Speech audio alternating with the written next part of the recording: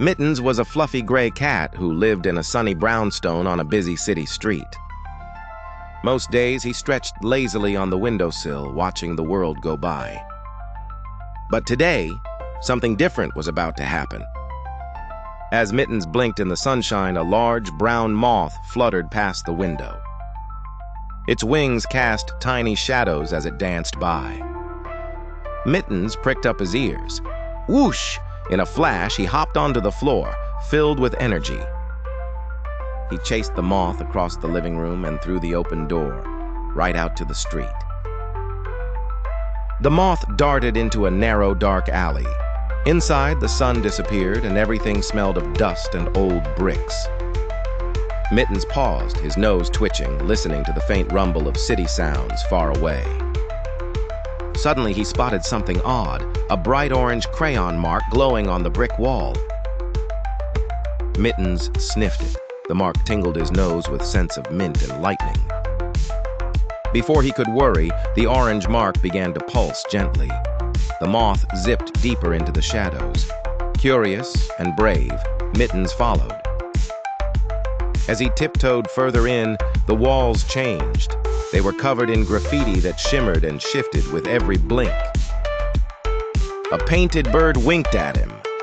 Mittens gasped, but he didn't stop. Around a bend, 3 rough-looking stray cats blocked his way. Their leader hissed, "Lost, little house thing?" Their voices rumbled low. Mittens didn't answer. His only concern was the moth, who was fluttering near a high fire escape. Mittens crouched, wiggled his tail, and leapt up to grab the rough metal rung. The stray cats stared, wide-eyed at his impressive jump. Then, with a chorus of yowls, they followed, scrambling after him. Up and up Mittens climbed, the moth always just ahead. At the very top landing, he found himself at a rusted metal door, a dead end. But the moth landed on the handle, where another orange crayon mark glowed softly. Suddenly, the handle turned into a sleepy, grumpy raccoon face. It blinked and grumbled, "State the entry condition, tiny traveler." Mittens, puzzled, tapped the raccoon's nose with his paw. Behind him, the stray cats arrived, hissing and reaching for him. The raccoon chuckled at Mittens' courage, then magically shrank back into the handle. "Close enough. Go on," it said. With a deep, squeaky groan, the metal door swung open. Beyond was a garden filled with glowing exotic flowers, bathed in warm green light. Mittens stepped onto soft moss. He didn't feel worried anymore. The moth fluttered onto the top of a huge neon blue flower. Suddenly, it shimmered and changed shape, turning into a small blue bird.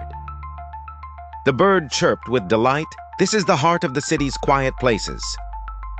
Mittens breathed in the sweet air and sighed, feeling peaceful, curious, and at home.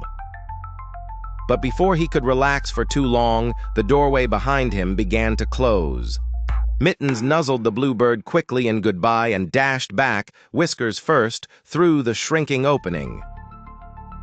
Out in the alley, Mittens tumbled onto the familiar street. The tough stray cats were nowhere to be found. Everything seemed normal again. Mittens trotted toward his brownstone, pausing at the alley entrance. Now it looked utterly ordinary. Dark, a little dusty, and nothing magic at all. Yet around his neck was a brand new bright orange collar, a secret reminder of his wild adventure in the city's hidden heart.